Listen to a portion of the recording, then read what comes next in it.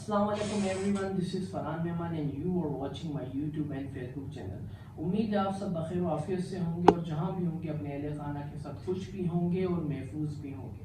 पाकिस्तान में जो कल एक सियासी बहरान आया उस पर मैं बात करना चाहता हूँ,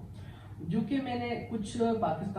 पाकिस्तान में जो एक कल बहरान आया उस पर रिसर्च की कि पाकिस्तान में 70-75 सालों में कभी ऐसा कोई गैर आइनी इक़दाम हुआ है या नहीं हुआ। नो वोट ऑफ कॉन्फिडेंस के हवाले से मैं आप लोगों से मुखातिब हूँ। नो वोट ऑफ कॉन्फिडेंस जब भी पाकिस्तान में हिस्टोरिकल बैकग्राउंड जो रिसर्च करने के बाद मुझे सामने आया है वो ये है कि बेनज़ीर साहिबा के अगेंस्ट 1989 में एक रेगुलेशन आई थी नो वोट ऑफ कॉन्फिडेंस के हवाले से, जिसमें तकरीबन बेनज़ीर भुट्टो साहिबा के अगेंस्ट 9 जमातें थी, वो मुत्तहिद थी आपस में और बेनज़ीर साहिबा के अगेंस्ट। उसमें बेनज़ीर साहिबा के जो मुख्तलिफ अलाइज भी थे, ANP अवामी नेशनल पार्टी हो गई और MQM भी उस टाइम पे बेनज़ीर भुट्टो साहब की जो में अलाई थी, और उस वक्त जो था बेनज़ीर भुट्टो साहिबा को 142 सीट्स चाहिए थी अपनी प्राइम मिनिस्टरशिप को परसू करने के लिए, स्टेबिलिटी में उसको रखने के लिए। तो सबसे पहले मैंने हिस्टोरिकल बैकग्राउंड देखने के साथ मेरा जो मेन मकसद था जो बेनज़ीर भुट्टो साहिबा की रेक्यूजेशन और नो वोट ऑफ कॉन्फिडेंस जो उनके अगेंस्ट आया उसको पढ़ने का, उसको उस पर रिसर्च करने की। क्या मैं ये समझ रहा था कि बेनज़ीर भुट्टो साहिबा की जो उस पर नो वोट ऑफ कॉन्फिडेंस में क्या उनका रद्द अमल था। तो मुझे जब उनका रद्द अमल पढ़ने को और देखने को मिला तो मुझे एक गैरतमंद, एक ज़ीरक, एक बहादुर औरत और सियासतदान का मुझे एक नज़र और एक इमेज उनकी बनी मेरे सामने। मैंने बेनज़ीर भुट्टो साहिबा का जब उनका वक्त पढ़ा या देखा तो उसमें उन्होंने एक सबसे ज़्यादा जो मुझे जो पसंदीदा उनका जो अमल लगा, उन्होंने जमहूरियत को और पाकिस्तान के आइन को इज्जत देते हुए उन्होंने नो वोट ऑफ कॉन्फिडेंस को फेस किया। उसमें उन्होंने भागने का और गैर आइनी काम करने का कोई इक़दाम ना किया। उन्होंने एक तरीक़ेकार था जो आइन ने दिया था उसके तहत उन्होंने उस चीज़ को फेस भी किया, अपनी पॉलिटिक्स भी की, इसमें उन्होंने अपने जोड़ तोड़ की सियासत भी की, पर उसमें एक आइन को कोई भी थ्रेट नहीं था। पर अगर इमरान खान साहब को आज कंपेयर करता हूँ मैं वहाँ पे नो वोट ऑफ कॉन्फिडेंस के हवाले से, तो मुझे उनके पाँव के खाक बराबर में इमरान खान साहब की सियासत मुझे नहीं दिखती। मुझे बेनज़ीर भुट्टो साहब की यही चीज़ इंस्पायर करते हुए मैंने जब इमरान खान साहब को कंपेयर किया तो मुझे लगा कि इमरान खान साहब एक ऐसे सियासी जो हैं वो हैं सियासतदान हैं जिनको अपनी सियासत तो नहीं आती थी उनको, बहरहाल वो सरप्राइज़ देना अवाम में आज कल मशहूर है कि इमरान खान साहब एक बड़े ज़ीरक सियासतदान हैं, उन्होंने सरप्राइज़ अपोजिशन को दिया है। उन्होंने अपोजिशन को सरप्राइज़ नहीं दिया, उसने मुल्क को, कौम को सरप्राइज़ दिया, उसने आइन को सरप्राइज़ दिया। उसने आर्टिकल 95 को जो था इस तरीके से नज़रअंदाज किया है, नज़रअंदाज करते हुए आइन को जो था उन्होंने पामाल किया है। अगर माशाल्लाह जब भी लगी है मुल्क में तो एक पूरे आइन को लपेटा गया है। उसमें आर्टिकल 6 जो प्रेसिडेंट का जो है गद्दारी का मुकदमा वो नहीं होता है, पर अगर पाकिस्तान की कॉन्स्टिट्यूशन की बात करें तो उसमें 280 आर्टिकल्स हैं। 280 आर्टिकल्स जो 1973 के कॉन्स्टिट्यूशन के हवाले से बात कर रहा हूँ, उसमें 280 आर्टिकल्स है। अगर कोई भी सिटीजन जो है वो लॉयल नहीं है अपने स्टेट के साथ, अपने आइन के साथ, तो उस पर आर्टिकल 6 का मुकदमा दर्ज होता है। मैं समझता हूँ कि इमरान खान साहब ने 95 आर्टिकल को जो था नज़रअंदाज करते हुए पाकिस्तान के साथ गद्दारी का एक सबूत पेश किया है। वो अपोजिशन को गद्दारी का जो लकब और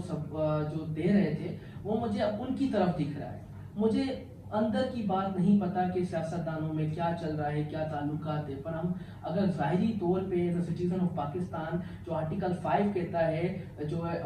लॉयल्टी टू स्टेट या ओबीडियंस टू जो कॉन्स्टिट्यूशन, तो उसकी बात करूँ कि सबसे ज़्यादा मुझे जो तकलीफ़ हुई है वो एक आइनी जो है ना तकलीफ़ है, जो पाकिस्तान के आइन में जो एक गड़बड़ या एक बहरान उन्होंने इमरान खान साहब ने आइन में लाया है। تو اس کے ساتھ میں ابھی بات کروں عمران خان صاحب کی سیاست کے بارے میں، جو انہوں نے کل کیا، جو ڈپٹی اسپیکر قاسم سوری صاحب نے کیا، وہ اسد کیسر کا جو اسپیکر اسمبلی جو ہے وہ ان کا ہی وہ سارا بیان پڑھے تو جو چیز لکھی ہوئی تھی ان کی لکھی ہوئی تھی، اور فواد چودھری اور یہ انہوں نے جو بھی اقدام کیے وہ سب غیر آئینی اقدام تھے، وہ پاکستان کے آئین کے ماورا تھے، اس میں کوئی بھی ایک پاکستان کے مستقبل کے حوالے سے ہم دیکھیں تو ایک بڑا ایک سوالیہ نشان چھوڑ کے جا رہے ہیں یہ لوگ۔ عمران خان صاحب نے اپنی سیاست کو بچانے کے لیے کیا کیا ہتھ کنڈے نہیں کیے، میں نے پریویس ویڈیو میں آپ لوگوں سے ذکر کیا، اس میں نیریٹو، ان کا جو نیریٹو مختلف بتاتا رہتا تھا وہ میں نے بات کی ہے۔ وہ ہمیشہ چاہتے تھے کہ نو ووٹ آف کانفیڈنس سے ایکسٹینڈ ہوتا رہے، اور اس میں انہوں نے سب سے پہلے جو کیا جو تھا وہ اپوزیشن کے خلاف انہوں نے غداری کی بات کی۔ سب سے پہلے وہ چاہ رہے تھے کہ نو ووٹ آف کانفیڈنس وہ لا ہی نہیں سکتے، ان کو عوام میں پذیرائی نہیں ہے، ان کے پاس کوئی بھی ممبران نہیں ہے جو ان کے ساتھ ہوں۔ اس کے بعد جب وہ 97 ممبرس جو بنے، ان کا اتحاد بنا آپس میں، اس کے بعد جو تھا عمران خان صاحب کا ایک دوسرا نیریٹو آ گیا، وہ منحرف ارکان جو ان کے چلے گئے، ان کے حوالے سے انہوں نے صدارتی ریفرنس جو تھا سپریم کورٹ میں اس پہ ریمارکس آیا کہ وہ بھی ووٹ کر سکتے ہیں، 63A کی بات کر رہا ہوں میں۔ اس کے بعد پھر بات کریں تو عمران خان صاحب نے جو اسمبلی ڈیزولو کروانے کا جو ایک کہتے ہیں نا اس طریقے سے انہوں نے کیا، ان کے پاس وہ پاورز نہیں تھے، کیونکہ ریکویزیشن جب دائر ہو جاتی ہے نو ووٹ آف کانفیڈنس کی 95A آرٹیکل کے تحت، تو اس کے بعد ووٹنگ کے بعد اگر عمران خان صاحب جیت جاتے تو پھر اسمبلی ڈیزولو کر سکتے تھے، ان کا رائٹ تھا، وہ سجیشن وہ ایڈوائس PM کو پریزیڈنٹ آف پاکستان کو سینڈ کرتے، اور وہ ان کے بعد وہ اس پہ اسمبلیاں تحلیل کر سکتے تھے۔ It's not a big deal کہ وہ اسمبلیاں تحلیل نہیں کر سکتے تھے، ان کے پاس آئینی حق تھا، پر انہوں نے ایک غیر آئینی کام کیا، انہوں نے ووٹنگ نہیں کروائی۔ 95 آرٹیکل کو جو انہوں نے نظر انداز کرتے ہوئے پاکستان میں ایک سیاسی اور آئینی بحران انہوں نے لے کر آیا، اس کا میں سمجھتا ہوں کہ اس کا ہرجانہ یا اس کو ہم اس کی بھرپائی نہیں کر سکتے۔ یہ ایک میں سمجھتا ہوں ایک بنیاد عمران خان صاحب نے رکھی ہے، جو آگے کی حکومتیں، آگے کا جو وقت آئے گا اس میں یہ عوام کے ساتھ بھگتنا عوام کو پڑے گا، ملک و قوم کو پڑے گا، پاکستان کو بھگتنا پڑے گا۔